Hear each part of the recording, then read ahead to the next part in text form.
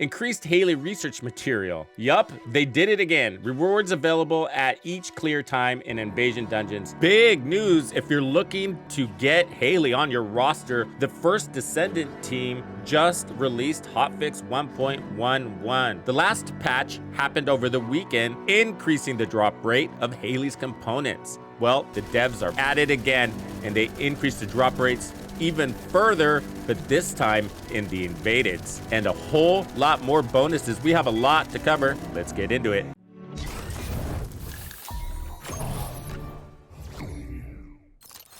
Tux makes it exciting! All right, Descendants, so this was a no server down maintenance. It is live. There is an update that has to happen, so make sure your system takes that. This just happened within the hour. Thursday, 9:05, hitting basically at midnight. This applies to all platforms. To make sure you understand the purpose of this patch, the community was really unhappy with the new content, the invaded dungeons, and how difficult or annoying they were to take on. And so there were lots of complaints. The devs heard it, and the day after they launched season 1, they responded saying, "We hear you and we're gonna patch it." So this is the second of 3 parts of that patch. The first one was a simple increase to Hailey's drops outside of these dungeons. This one is to make the dungeons easier, and bonus, they increased Hailey's drop rates here. Stay tuned for those details. And then finally, there's a third one where they're adding matchmaking to this. So these will be co-op. That's not ready. We don't have an actual date on that yet. And then there's a whole second chunk to this season, and that's happening in early October. Okay, so let's hear what they have to say. It says, "Greetings, Descendants. This is the director of the First Descendant, Minsik Ju.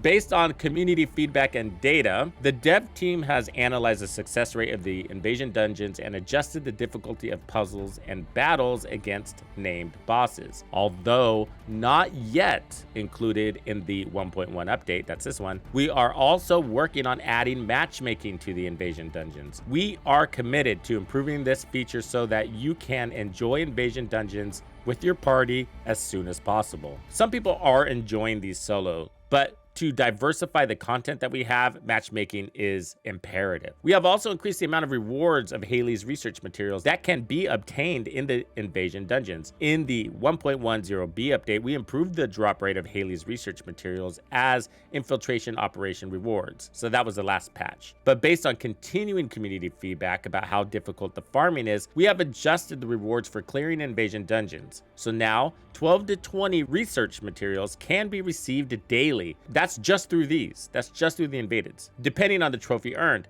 We hope this adjustment allows more players to farm Hailey more easily and enjoy the game. We have improved the effectiveness of inversion reinforcement and removed penalties. Additionally, stacking the conditions have also been reduced, so it is easier to trigger. This enhancement of inversion reinforcement includes a lot of defensive effects, so we hope it will help the Descendants to make their builds even more aggressive. That's awesome. And these are important. We have yet to see even more difficult, and I think they're gonna mention that here, but there's more difficult content coming in October. You know, our builds seem overpowered now, but what happens when we face those? So one of the major changes for this season has been that the usage of hard infiltration operation has seen a significant increase since the season 1 update. The rise in participation stems from increased activity by those farming for Hailey in the infiltration operation and improved reward efficiency, for sure. Magister's Lab, right? The dev team hopes that the infiltration operation will become an important farming location. It is, I gotta say right now. I mean, even for leveling, you have now more options to level your character. So I feel like I'm not just restricted to just one thing. So they're preparing to make adjustments to some sections with traps to provide a better gameplay experience. Finally, in the second update scheduled for October 10th, we plan on introducing infiltration operations of the highest difficulty. We will continue to incorporate your feedback to ensure an even more engaging and fun battle experience. There's actually a lot here. I'm going to try to go through this as quickly as possible. So improve the mechanics of the Order of Truth dungeon. So they removed the arc pillars that didn't display any symbols. That's going to be very helpful right there. So if you see a pillar, it's got a symbol. Improved arc pillars, so they now face toward the inside of the battle area. That's going to make things go faster. Simplified the design of the symbols displayed on the arc pillars and reduced the number from 6 to 4. That's huge, especially for us memory impaired. Fix an issue where skills would continue to target the tumors of the arc pillars even after they were destroyed. So instead of your turrets, for example, on Jaber attacking the pillars, they'll actually attack the ads running around trying to get you. Improved pillars so tumors do not regenerate after they're destroyed. That's awesome. So if you get it wrong or you forget, you could just turn and look at the pillars. You don't have to go back over there and shoot them. Reduce the number of hits needed to destroy the arc pillar tumors from 5 to 3. That's gonna make it a little bit easier and faster. Adjusted the movement path of the ancestor drone. Okay, so those are the drones you have to actually interact with and cause them to explode. That's good, because sometimes I wouldn't be able to find one. So hopefully that helps me. Reduce the movement speed of the drone too. They weren't that fast. Change the direction of the symbol displayed above the ancestor drone to be vertical. So they're gonna match the pillars. So the pillars go from 1 at the top to 4 at the bottom. So reduce the number of hits needed to destroy the tumor blocking the door from 3 to 2. I'm still not sure that's enough. Those things were freaking annoying, man. I always felt like I was doing something wrong with those doors. Like, is there a trick to this? You know, but the reality was there's not. Just don't miss, and they want you to do it twice. So this will allow it to be cleared in 1 attempt. Increasing range and firing rate of the inversion energy emitter. That's the gun they give you. So fix the issue where gates would receive damage if the Descendant would hit a gate with a skill. So this had to do with the Volby workaround. So there, if you didn't see that glitch, there was one where Volby could hit it with her puddle. Anyways, it's not a thing. We're not going to go into that. Increase melee monster spawn rate. Improve the mechanics of the Legion of Immortality dungeon. Okay, so remove the time limit for artificial brain input after first supply. These are those green flags you have to pick up. So change the amount of artificial brains that have to be supplied to 20. So before it was 30, they nerfed that. Change the amount of artificial brains the player can hold from 15 to 10. They brought that down so that it's still 2 cycles. But now there's not as many. Move the location of phase separation veil generator near the computing unit in battles with named monsters. Improve the mechanics of the Legion of Darkness dungeon. They've adjusted the arc tile positions to make it easier to identify them. That's good, because there were some that you couldn't see because they were behind rocks and stuff. Reduce the arc tile occupation time to 3 seconds. I'm not sure what it was before, but it felt like forever. Simplified the color and symbols displayed on the arc tiles and reduced the number from 6 to 4. That's fantastic. You only need 3, so that means there's only gonna be 1 wrong. That should be a lot easier, but we'll see. We'll go out there. So remove the suicide bomber that would destroy arc tiles. Reduce the spawn rate of raiders who reduce the arc tile occupancy. Change the symbols to stay on the tiles longer after stepping on the central control unit. Added more central control units to allow identifying arc tiles more easily in some dungeons. So the central control unit is basically the platform that you have to jump onto. That's always really annoying to do. But once you get on it, you can display all the tiles and then you head over there. So it looks like they made that a little easier for us. Overall, fix the difficulty of named monster patterns in invasion dungeons. I think there's a lot of these, so I'm not really gonna go through each one of them. We'll just look at this one for example. So Ledros, reduce the quantity and frequency of guided projectiles during immunity. I mean, there's a bunch of different bosses, so they've all been nerfed. Okay, here's probably what a lot of you were waiting to hear. Increased Hailey research material. Yup, they did it again. Rewards available at each clear time in invasion dungeons. So before, if you hit the best time limit, which was gold, then you got 3. Now you can get 5. And then second tier was 2 and then 1. Now you're gonna get 3. So the lowest one here was the gold one over there. 5, 4, 3 are the new numbers. I think that's pretty good. So stay tuned for part 2 of this hotfix video, because I'm gonna jump in and I'm gonna test this and I'm gonna give you my feedback and the devs on how it felt and where I landed. So I think I would average 9, just playing it safe here. So 9 for one and 9 for the other. That's 18 to 20 in a day. One of our components is 36. In 2 days, you'll have one of those completely unlocked. And that's not kind of what you're doing in the regular dungeons outside of the invasions. I don't expect to unlock Hailey in 1 day, so I'm not saying that. I'm seeing progress here.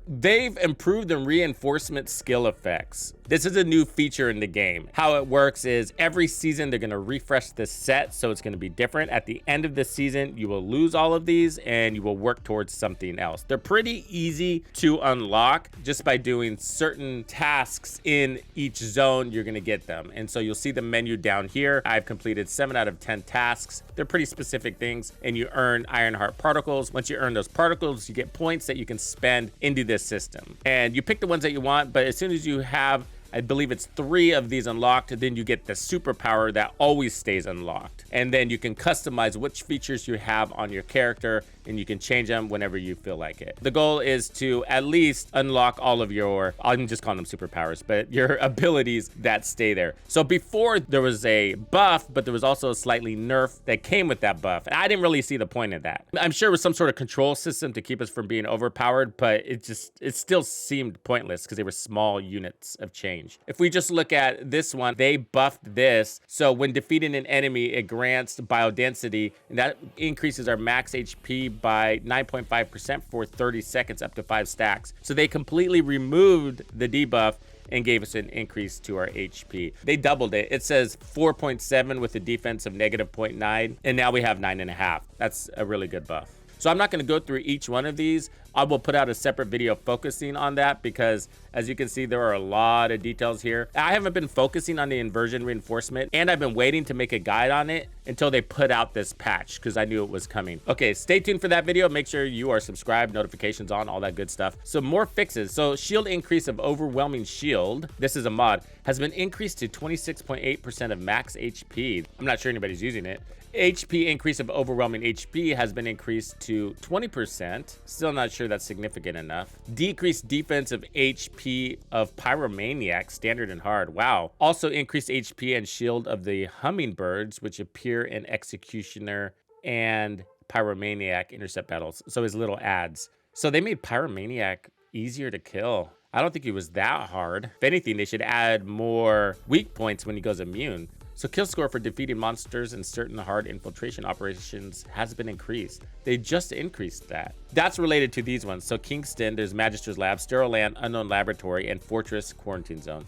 And they shortened the time required to interact with objects. Oh, thank Jesus. Just whatever objects you had to interact with, it got even faster. So these infiltration operations, I gotta say, they're already really fast. Anything they do to make those just like a slamming, constant engagement is really good. So there's some bug fixes too here. So missions have been adjusted to start only after entering the large-scale outpost barricade.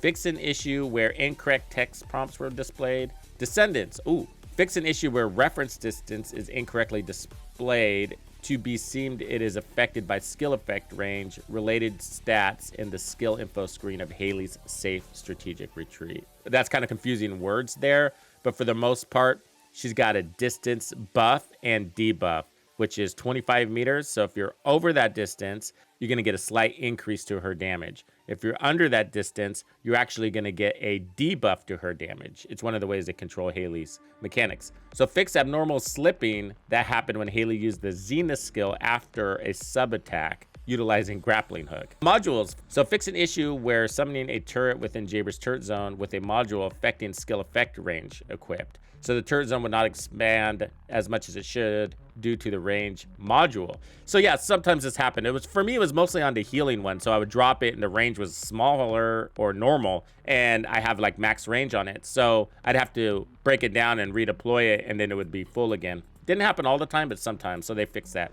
Fixed an issue where if Jaber has the turret engineering module equipped, as he should, the turret engineering skill could duplicate turret zones. So what do you guys think? I want to hear what you have to say about Hailey's drop rate buffs, and how about the invaded dungeon changes? Do you think they nerfed it too much? Does it feel just right? Or do they need to do more? Stay tuned for the next video. I will give you my feedback. I'm going to jump into these dungeons now. Thank you for hanging out with me. My name is Tuxedo Bandido. That's Tito Bandido. One and only. And this was another episode of The First Descendant. If you found this video helpful, subscribe, like, and turn on notifications to ensure you don't miss out on the fantastic experiences waiting for you in The First Descendant.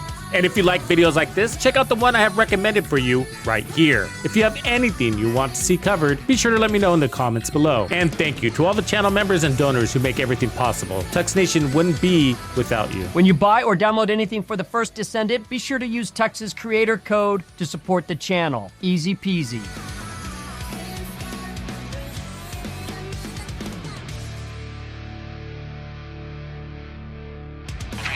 Follow me.